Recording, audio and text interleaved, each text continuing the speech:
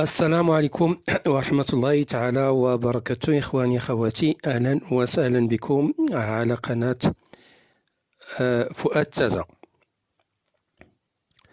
هذه هي المرأة المغربية التي يحاول تشويهها وضربها زورا وبهتانا. المرأة المغربية المناضلة التي لها السبق والرياضة في الإنجازات العلمية والرياضية والعمرانية، ها هي الآن ولمرة أخرى تظهر المرأة المغربية الذكية والمضحية في شخص المهندسة البطلة ابتهال أبو السعد. ابتهال أبو السعد التي تعمل في شركة مايكروسوفت العالمية بالولايات المتحدة الأمريكية، والتي فضحت هذه الشركة بتواطؤها بجرائمها في قتل شعب غزة،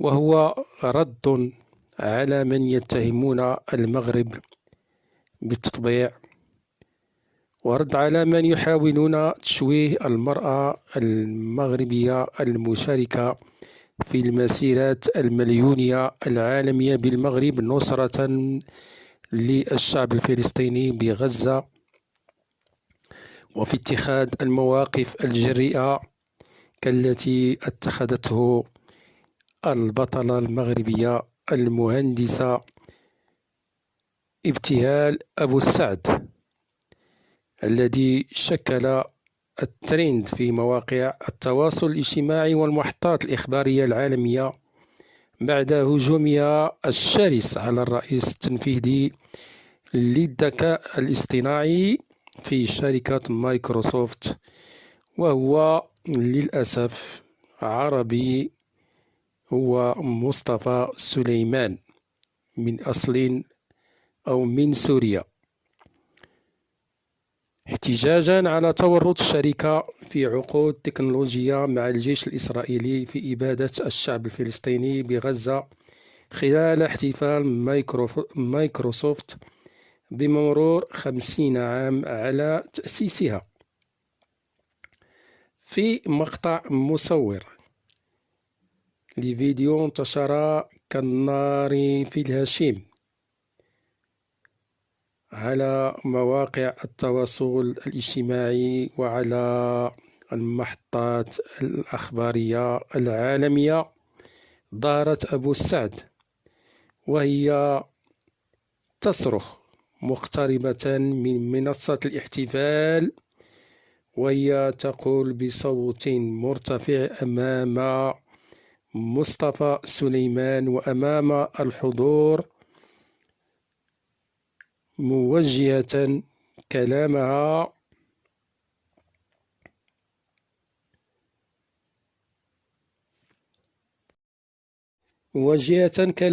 لرئيس مايكروسوفت، وتقول له: عار عليك ما تفعله في إخواننا الفلسطينيين. تزعم أنك تستخدم الذكاء الاصطناعي من أجل الخير، لكن مايكروسوفت تبيع أسلحة الذكاء الاصطناعي للجيش الإسرائيلي.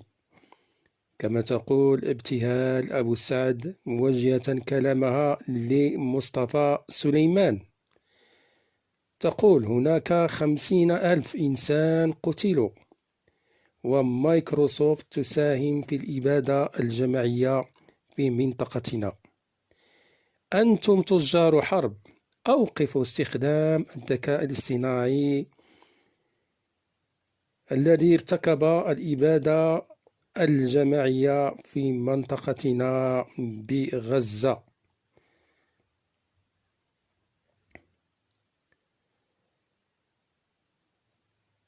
حسب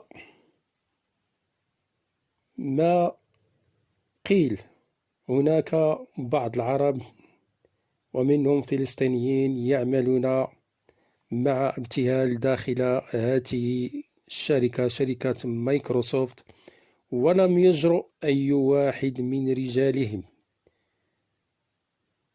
بما في ذلك مصطفى سليمان السوري بأن ينددوا بما يتعرض له الشعب الفلسطيني، وخصوصا بنو جلدتهم من الفلسطينيين، وسكتوا. لكن نابت عنهم امرأة، هي المرأة المغربية ابتهال أبو السعد. بعد هذه الصرخة المدوية التي وصل صداها أرجاء المعمور بعد وقوفها الصلب ضد شركة مايكروسوفت العملاقة التي فضحتها على تواطؤها بقتل الشعب الفلسطيني بغزة، بعكس ادعاء هذه الشركة التي تدعي أنها تسعى لخير البشرية. ابتهال أبو السعد خرجت بعد ذلك لتقول أنها تخاف بعد هذا الموقف الشجاع الذي اتخذته. قالت أنها تخاف من أن تزداد جرائم العدو الإسرائيلي في قتل الشعب الفلسطيني، خصوصا الأطفال منهم بعد هذه الصرخة. لم تفكر ابتهال أبو سعد في مصيرها وفي توقيفها عن عملها وما يمكن أن تتعرض له من عقوبات ومضايقات ومتابعات من هذه الشركة، وربما حتى تهديدها في سلامتها الجسدية. لم تفكر في كل ذلك بقدر ما فكرت بما سيقع على الشعب الفلسطيني بغزة بتضحيتها بهذا المنصب الكبير الذي يحلم به ملايين الناس، بقدر ما فكرت في مصير هذا الشعب الذي يباد.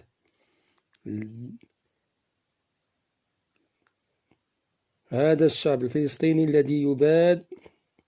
لم تبالي ابتهال أبو السعد بالعرض الدنيوي الزائل الذي بيعت به أوطان وقيم ودين وغير ذلك، وسجلت موقف فريد من نوعه سيبقى راسخا في ذاكرتنا المغربية الأصيلة التي شرفت به بلدها المغرب وباقي العرب والمسلمين والشعوب الحرة.